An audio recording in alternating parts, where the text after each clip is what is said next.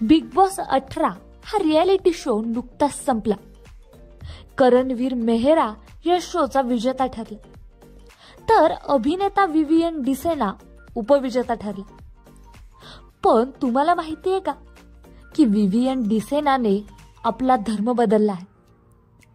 विवियनचा जन्म मध्य प्रदेशमधील उज्जैन येथे झाला. त्याची आई हिंदू आणि वडील ख्रिश्चन आहेत. विवियन डिसेनाचे आजोबा पोर्तुगीज होते, तर त्याची आजी ब्रिटिश वंशाची होती.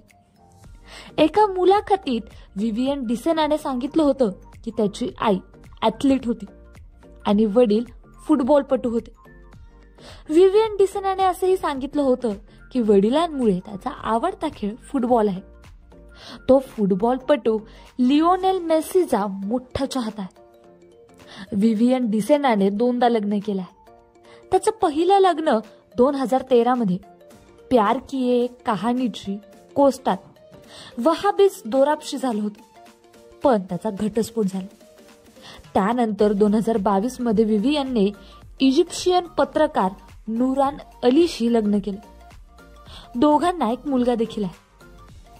पण विवियनने 2019 मध्ये इस्लाम धर्म स्वीकारला आणि आता तो मुस्लिम धर्म पाळतो.